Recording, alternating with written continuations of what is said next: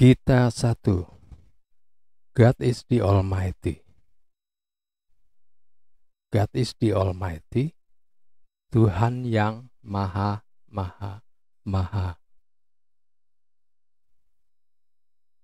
Pengantar.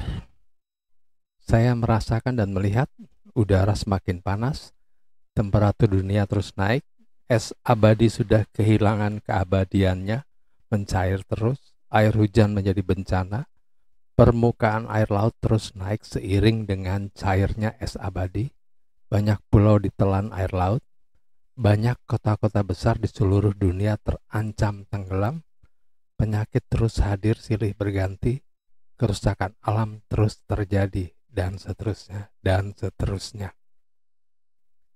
Alam terlihat berantakan dan alam mengancam manusia dari banyak sisi. Manusia sendiri terlihat kehilangan rasa kemanusiaan antar satu dengan yang lainnya. Agama yang seharusnya menjadi ageman, balutan, pengayom antar manusia, malah menjadi senjata perseteruan kelompok satu dengan yang lain. Agama yang seharusnya menjaga agar manusia tidak berbohong, menghilangkan kebencian, malah menjadi pelindung kebohongan. Berbohong demi agama malah jadi kebanggaan dan dianjurkan. Mengatakan suka padahal benci, sampai pun membunuh dianggap sebagai jalan agama. Welas asih atau kasih sayang tidak terlihat selama ini. Begitu banyak orang mengejar nafsu PPT, pantat, perut, TI plus IT masing-masing. Yang penting bisa duduk enak di sofa empuk, perut diisi sekenyang-kenyangnya, dan nafsu birahi bisa dipuaskan. Orang lain tidak dipedulikan.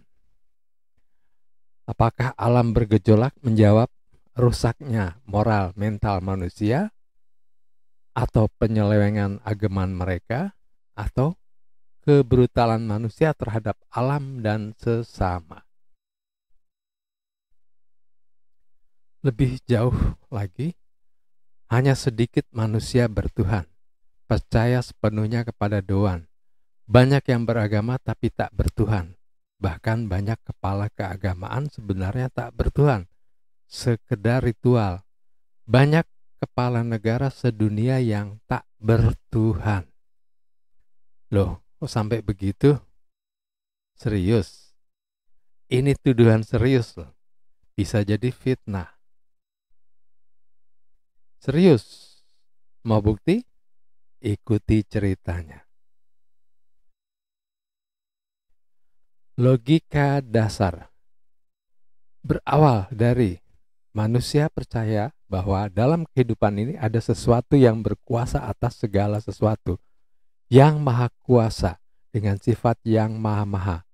Setiap kelompok masyarakat di dunia memiliki sebutan atau nama untuk sesuatu tersebut seperti Tuhan, God, Yahweh, atau ribuan nama lainnya. Saya menggunakan nama Doan, atau Yang Maha Esa, atau Sang Hyang Widiwasa, tunggal, satu, tidak ada yang lain. The one and only one. Kemudian, Doan yang maha sempurna, maha kasih, maha sayang, maha mengetahui, menciptakan alam jagat raya dalam kesempurnaan. Tidak ada celah ketidaksempurnaan atau kelemahan. Semua hal disiapkan agar saling mendukung satu sama lain, terintegrasi, terintegrasi. Doan menciptakan alam jagat semesta seisinya, berbagai makhluk, berbagai hewan, berbagai tanaman, dan lain sebagainya. Semua hal itu saling mendukung satu sama lainnya dalam keseimbangan. Ada banyak lingkaran kehidupan yang dibentuk sedemikian rupa, di mana suatu hal dalam lingkaran memberikan dukungan bagi yang lainnya, dan semua lingkaran kehidupan juga saling mendukung. Apa lingkaran kehidupan atau cycle of life? Itu bisa dibaca di Google. Makhluk apa saja yang diciptakan? Tidak perlu dibahas, karena ada banyak persepsi yang berbeda tergantung pandangan setiap kelompok masyarakat. Beda bangsa, beda persepsi. Manusia adalah makhluk utama yang diciptakan. Manusia seperti saya, Anda, dan umat lainnya di berbagai pojok dunia dalam berbagai ras, suku bangsa, dengan perbedaan warna kulit, beda warna, rambut, atau jenis rambut. Berbagai perbedaan itu tidak perlu dibicarakan, sudah biasa dan bisa dibaca di internet. Di sini saya akan membicarakan kehidupan manusia terkait dengan The One. Kebutuhan hidup manusia. Manusia membutuhkan banyak hal untuk bisa hidup, mulai dari air dan udara yang paling utama, kemudian butuh bahan makanan atau bahan pangan. Bahan-bahan tersebut sudah disediakan The One dari awal penciptaan. Bahan pangan. Bahan pangan berupa tanaman, berbagai bagian dari tanaman, bisa buah, daun, umbi, dan lain sebagainya. Dari hewan yang ada di daratan, di laut, di sungai, ataupun di danau, dan unggas atau burung yang bisa terbang di udara. Di awal, manusia memakan tanaman yang tumbuh liar di lingkungan kehidupan mereka, memakan hewan yang bisa mereka buru. Kemudian manusia mulai masuk ke peradaban pertanian, mulai bercocok tanam, menanam berbagai tanaman yang akan mereka makan, ditanam di dekat lingkungan hidup mereka agar perlu mencari jauh-jauh ke dalam hutan atau ke daerah lain yang berbahaya karena adanya binatang buas pemakan daging atau untuk menghindari perselisihan dengan kelompok lain. Manusia mulai memelihara ternak dan unggas yang bisa dipotong dan mereka makan dalam rangka mendapatkan bahan pangan hewani tanpa harus berburu jauh dari tempat tinggal mereka. Peradaban terus meningkat. Manusia mulai berbarter bahan pangan yang mereka peroleh, baik yang mereka tanam dan pelihara ataupun hasil buruan. Pasar pun terbentuk dan seterusnya sampai akhirnya manusia bisa belanja makanan setengah jadi di pasar modern atau di supermarket. Anda bisa membeli kangkung yang sudah dibersihkan. Anda tak perlu berkotor-kotor menanam kangkung sendiri. Anda bisa membeli kakap merah atau salmon dari laut dalam nun jauh tanpa perlu memancing sendiri ke laut, membeli buah-buahan yang berasal dari kebun yang jauh di gunung atau dari pertanian, dari pulau lain, bahkan dari negara lain. Semua bahan pangan sudah tersedia dari awal penciptaan, hanya diperlukan usaha-usaha untuk membudidayakan atau mengambilnya dari alam. Bahan kesehatan. Bukan hanya bahan pangan yang telah disediakan sejak awal penciptaan. The One juga menyediakan bahan-bahan untuk menjaga kesehatan manusia, berupa bagian dari tanaman, bagian dari hewan, dan mineralium. Selain itu, tersedia juga air laut, pasir, lumpur, sinar matahari, dan hal lainnya yang bisa digunakan untuk menyehatkan tubuh atau menjaga kesehatan. Bahan pangan dan bahan kesehatan itu sudah tersedia sejak awal penciptaan. Manusia tinggal mengambilnya dari alam atau melakukan budidaya untuk memperbanyak bahan-bahan itu. Memang tidak semua area di bumi ini memiliki bahan pangan dan bahan kesehatan melimpah. Ada kawasan dengan 4 musim hanya memiliki kesempatan lebih sedikit untuk mendapatkan tanaman dan hewan karena adanya musim dingin. Dan hanya sedikit tanaman mungkin tumbuh dan hewan berkembang biak di musim panas di kawasan tersebut. Sementara di daerah panas atau tropik sepanjang tahun terdapat tanaman dan hewan dalam jumlah besar, jauh lebih besar dari kawasan 4 musim. Logika sederhana. Logika di atas memang terlihat sederhana, bisa dikatakan sebagai cerita untuk anak sekolah. Begitu sederhana di awal dan akan beranjak serius. Bahkan bagi orang berpendidikan dengan gelar tinggi, tulisan berikut ini belum tentu bisa dimengerti. Mungkin akan menyebabkan pusing kepala para kepala negara dan kepala keagamaan nantinya. Mari kita mulai dengan hal sederhana, misal soal air. air untuk kehidupan, tapi bisa mematikan. Sejak awal penciptaan, air sudah disediakan Tuhan bagi manusia, bagi hewan, dan tumbuhan. Semua memerlukan air untuk bisa hidup. Apakah manusia telah bijak dalam menggunakan air? Apakah manusia telah menjaga lingkaran kehidupan air dengan benar? Air punya cycle of life yang sangat istimewa. Dua buah pertanyaan sederhana di atas seharusnya masih bisa dijawab dengan mudah. Tapi benarkah manusia telah memperlakukan air dengan bijak dan telah menjaga lingkaran kehidupan air dengan baik? Manusia bisa hidup tanpa makanan, tetapi tanpa air manusia mengalami dehidrasi. Setiap jam manusia mengeluarkan sekitar 1,5 liter. Dan karena dehidrasi bisa tewas dalam hitungan jam bila keadaannya cukup genting. Misal berada di lingkungan atau udara panas dan atau berusia lanjut.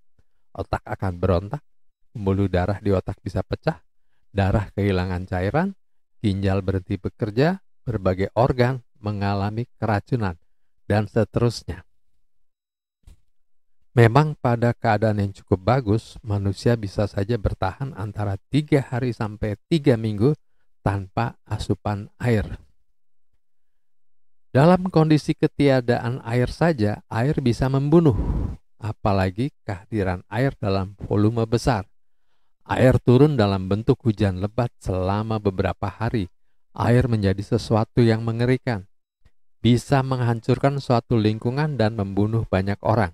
Seperti yang terjadi di pertengahan Juli di Jerman Selatan, Belgia, dan Belanda, di mana banjir bandang telah membunuh 220 orang, menghancurkan barang, kendaraan, struktur, dan infrastruktur senilai 29 miliar euro.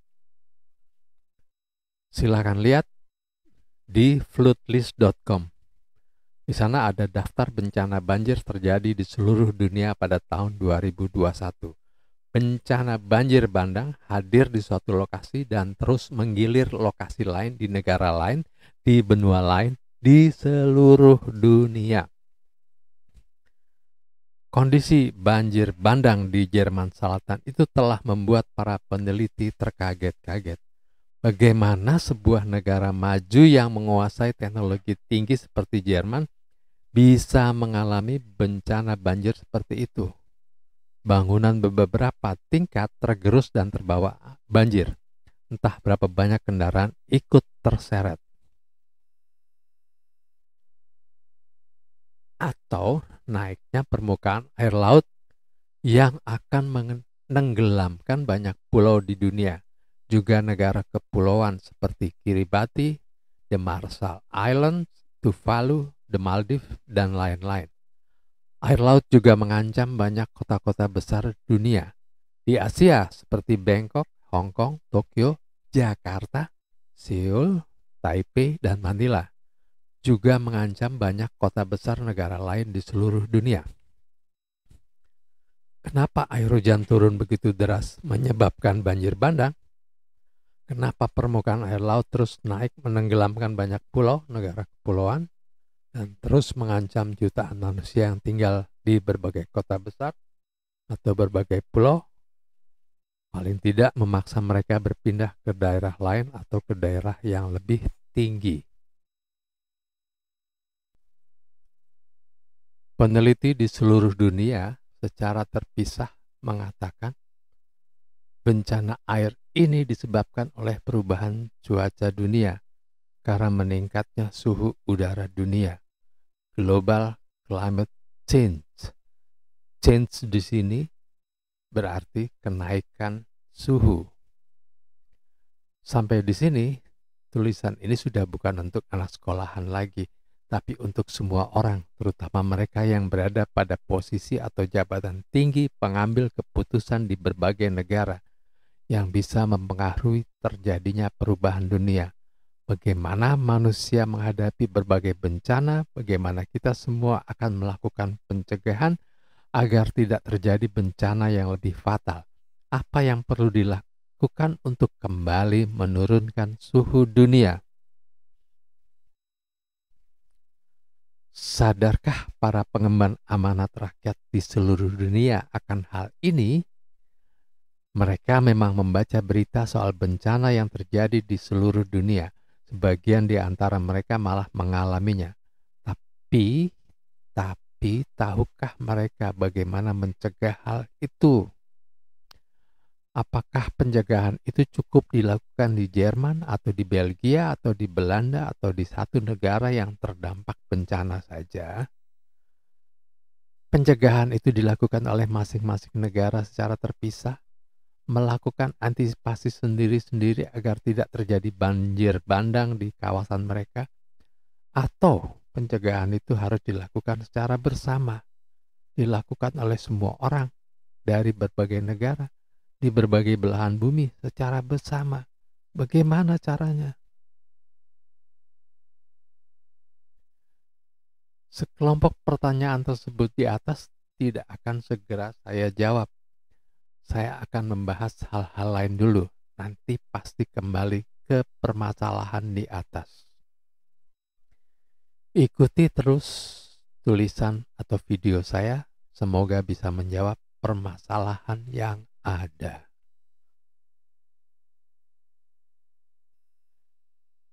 Dewan itu maha kasih, maha sayang, maha mengetahui. Dewan menciptakan dengan sempurna. Jagalah alam. Alam akan menjaga kita.